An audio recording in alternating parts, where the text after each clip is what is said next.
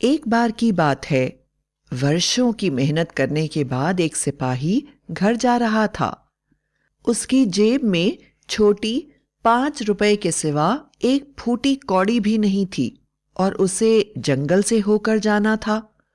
वह चुपचाप पैदल चलता चला जा रहा था और बड़ी थकान महसूस कर रहा था।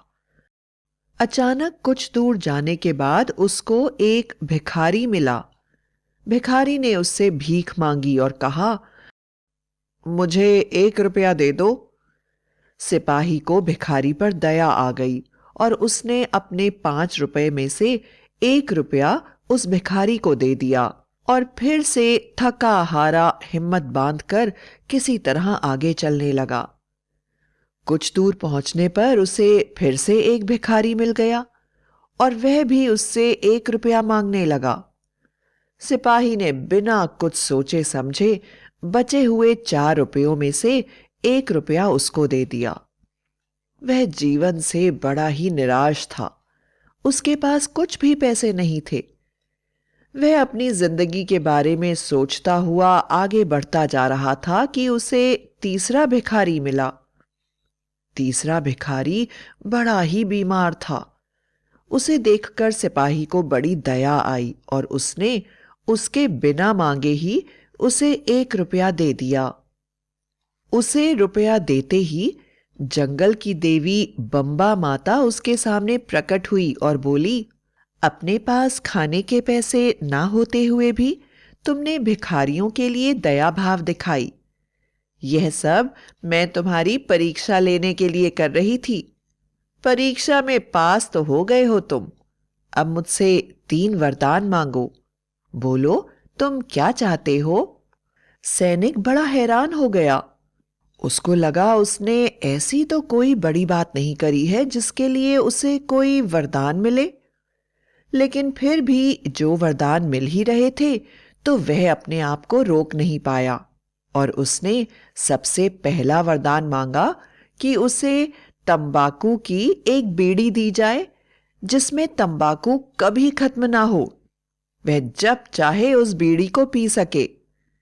दूसरा वरदान उसने मांगा कि वह जिसको चाहे उसे अपने थैले में रख सके। उसके यह कहते ही कि तुम मेरे थैले में आ जाओ, कोई भी जना उसके थैले में आ जाए। देवी माता बड़ी हैरान हुई, लेकिन उन्होंने उसको यह वरदान भी दे दिया। तीसरा वरदान उसने मांगा, मुझे एक ऐसा पर्स दीजिए जब भी मैं उस पर्स को छूऊं वह रुपयों से भर जाए। माता ने मुस्कुराकर उसकी तरफ देखा और उसका यह वरदान भी पूरा कर दिया। थोड़ी देर के बाद वह एक धर्मशाला में पहुंचा ताकि वह अपनी रात वहां बिता सके। उसने धर्मशाला वालों से कहा, मैं एक रात के लिए यहां पर रहना चाहता हूं। क्या आप मुझे कुछ जगह दे देंगे? धर्मशाला वालों ने उससे कहा, हमारे पास सिर्फ 2 ही कमरे हैं। एक कमरे में हम स्वयं रहते हैं और दूसरे में एक भूत रहता है। अगर आप भूत वाले कमरे में रह सकते हैं तो हम आपको दे देंगे।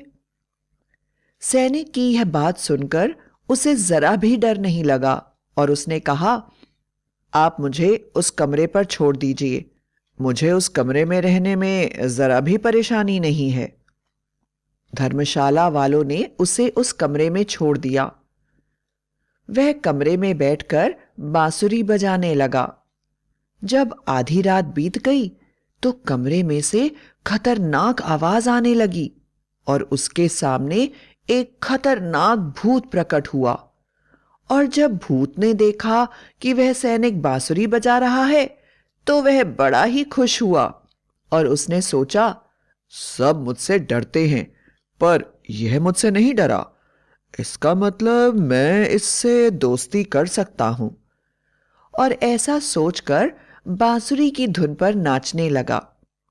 थोड़ी देर में सिपाही ने बांसुरी बजाना बंद कर दिया तो भूत को बड़ा गुस्सा आया और उसने सोचा कि वह उसके टुकड़े टुकड़े कर देगा। और जब वह गुस्से में बांसुरी की तरफ बढ़ा तो सैनिक ने उससे कहा, मेरे थैले में आ जाओ।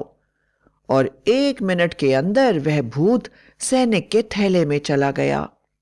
सैनिक ने थैले को बंद करके अपने बिस्तर के नीचे फेंक दिया और आराम से सो गया। सुबह जब वह सोकर उठा तो सारे ही धर्मशाला वाले उसे देखने आए कि वह जिंदा है या मर गया, और उसे ठीक ठाक देख करके वे सब बड़े ही हैरान हो गए और उन्होंने कहा कि वह जो चाहे उनसे मांग सकता है। उसने कहा, ठीक है, मुझे आप एक लोहार के पास ले चलिए। उन लोगों ने वैसा ही करा। सैनिक ने लोहार से कहा, इस थैले के अंदर एक भूत बंद है। मैं चाहता हूं तुम अपनी इस बड़ी हथौड़ी से इसकी जमकर पिटाई करो। लोहार ने ऐसा ही करा और जब वह भूत हथौड़ी से पिट पिट कर अधमरा हो गया तो सैनिक ने उसे खोलकर जाने दिया। उसके बाद सैनिक वापस शहर में आ गया। शहर में आकर उसको पता चला कि उस शहर के महाजन की बेटी बहुत अच्छी बांसुरी बजाती है और अपनी बांसुरी की धुन से सबको बेसुध करके उनका सारा पैसा लूट लेती है। सैनिक तुरंत ही महाजन के घर गया और उसने उसकी बेटी से कहा कि वह उसके साथ बांसुरी की प्रतियोगिता करना चाहता है। महाजन की बेटी ने सोचा कि सैनिक का पैसा लूटने के लिए मिलेगा और वह तुरंत तैयार हो गई। दोनों मिलकर बांसुरी बजाने लगे। बांसुरी बजाते बजाते महाजन की बेटी तो थक गई, किंतु सैनिक का 1 रुपया भी ठग नहीं पाई। आखिरकार उसने हार मान ली और सैनिक को सोने के लिए एक खूबसूरत सा कमरा दे दिया। सैनिक वैसे ही थक गया था, इसलिए उसने अपनी सारी चीजें एक मेज पर रखी और सो गया। महाजन की बेटी ने उसका नोटों से भरा हुआ पर्स देख लिया था, इसलिए सैनिक के सोते ही उसने उस पर्स को चुरा लिया। जब सैनिक उठा तो वो बहुत दुखी हुआ, लेकिन उसे आखिरकार वहां से जाना ही था, तो वह महाजन के घर से बाहर निकल आया। कुछ दूर जाने के बाद उसने देखा एक अनार के पेड़ पर बहुत अच्छे अनार लगे हुए हैं। उसने एक अनार तोड़ लिया और आधा खाकर आधा वापस रख लिया और अपने रास्ते जाने लगा। लेकिन उसे यह देखकर बड़ी हैरानी हुई कि जो भी उसे देख रहा था उसे देखकर डर रहा था और उससे दूर भाग रहा था। उसे समझ में ही नहीं आया कि उसके साथ यह क्या हो रहा है, इसलिए उसने एक नदी में जाकर अपना मुंह देखा। उसको दिखाई दिया कि उसके सिर पर 2 बड़े बड़े सींग निकल आए हैं। वह समझ गया कि उस पेड़ का अनार खाने के कारण ही ऐसा हुआ है। वह पता लगाने के लिए घबरा कर वापस आया और उसने अनार के पेड़ के पास ही एक अमरूद का पेड़ देखा। भूख के कारण बेहाल उसने आधा अमरूद खा लिया। उसे खाते ही उसके सींग उसके सिर से गिर गए। अब उसे समझ में आ गया कि अनार खाने से सींग आ जाते हैं और अमरूद खाने से सींग चले जाते हैं।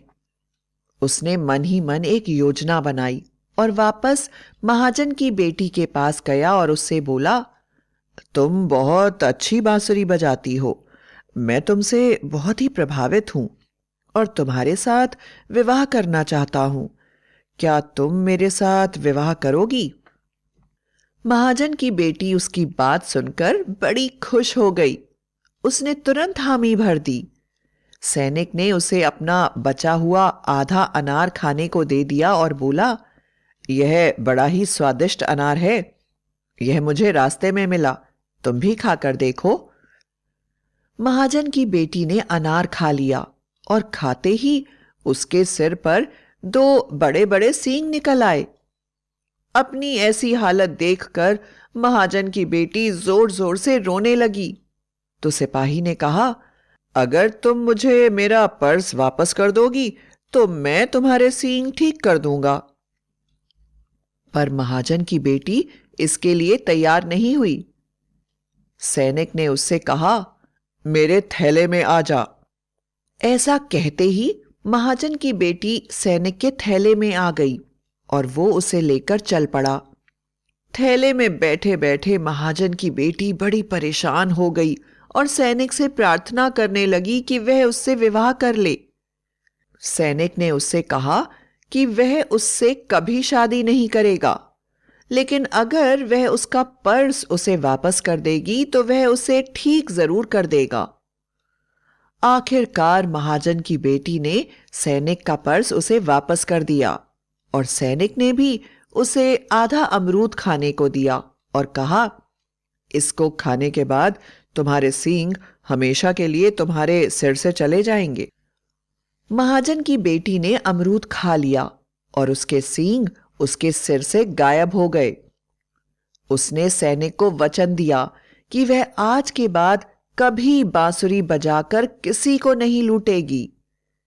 सैनिक उसकी बात से बड़ा ही खुश हुआ और उसने महाजन की बेटी से शादी कर ली और उसके बाद अपने जादुई पर्स के साथ करोड़ों रुपए जुटाकर उसने आलीशान महल बनवाया और महाजन की बेटी के साथ चैन से रहने लगा।